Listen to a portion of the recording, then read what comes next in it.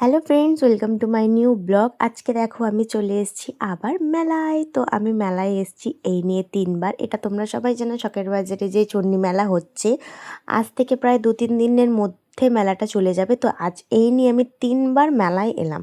তো মেলায় এসেছি, এতটা পরিমাণে ভিড় যে দাঁড়ানোর জায়গা, নিঃশ্বাস নেওয়ার জায়গা নেই। দুর্গাপুজোর মতো লাইন পড়েছিল মেলাতে। তো এখান থেকে সোজা চলে গেছিলাম হচ্ছে চুড়ির দোকানে। চুড়ির দোকানে এসে এত সুন্দর সুন্দর চুড়ি ছিল, চোখেই সরাতে পারছিলাম না কোনটা ছেড়ে কোনটা নেব। তো এখান থেকে এত পছন্দ হচ্ছিলো বলে 3টে কাঁচের চুড়ির সেট নিয়েছি আমি, 3টে। তো কিন্তু এতগুলো নেওয়ার পরও দাম কমায়নি বদমাস লোকটা।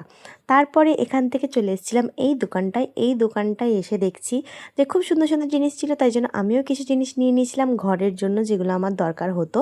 তো ওখান থেকে সোজা চলে গেছিলাম খাবার দোকানে, যেহেতু খুব জোর খিদে পেয়ে গেছিলো। আর এখানে এসে এই খাবারটা খেতে কার কার ভালো লাগে, আমার আর আমার দিদি তো ফেভারিট এটা। তো এখানে আমরা দুজন বলে দিয়েছিলাম আমাদের জন্য দিতে। তো এখানে সবার ফার্স্টে দিয়েছে, আমি আর আমার দিদি খাচ্ছিলাম, আর আমার মামা ভিডিও বানিয়ে দিচ্ছিল আমাদের দুজনের। তারপর এখান থেকে চলে গেছিলাম ঘুগনির দোকানে। তো ঘুগনির দোকানে এই কাকুটার ঘুগনিটা দারুণ টেস্ট ছিল। তো এখান থেকে অনেক ঘুগনি খেয়েছি আমরা। তারপর ওখান থেকে সোজা চলে গেছিলাম গন্ধরাজ মোমো খেতে। তো গন্ধরাজ মোমোর টেস্ট একদম বিচ্ছিরি ছিল। তারপর ওই বিচ্ছিরি মোমো খেয়ে চলে এসেছিলাম এখানে ফুচকা খেতে। তো ফুচকাটা এখানে টেস্ট ছিল, অনেকই সুন্দর ছিল ফুচকাটা। ওখান থেকে ফুচকা খেয়ে এমন ঝাল লেগেছিলো, তাই জন্য চলে এসেছিলাম কোরিয়ান আইসক্রিম খেতে। এই আইসক্রিমটার নাম হচ্ছে কোরিয়ান আইসক্রিম। ফার্স্ট টাইম খেলাম, হেবি সুন্দর ছিল। তারপর ওখান থেকে চলে এসেছিলাম এই কাপ প্লেটের কাচের দোকানে। এখানে অনেক অনেক সুন্দর সুন্দর কাচের বাজার বসেছিল। তো ওখান থেকে কিছু সুন্দর সুন্দর কাচের জিনিস নেওয়া হয়েছে।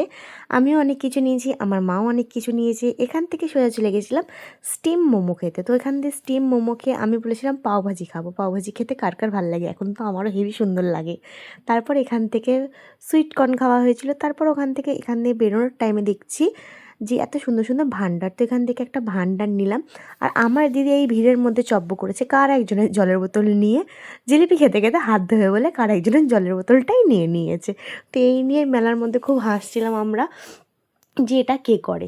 তারপর এখান থেকে ভিড়ের মধ্যে ধাক্কা মারতে মারতে বেরিয়ে আমরা বাড়ি ফেরার সময় জিলিপি কাঠ বাদাম নিয়ে বাড়ি ফিরলাম। আর তোমাদের ভিডিওটা ভালো লাগলে লাইক কমেন্ট শেয়ার করো। Tata, bye bye.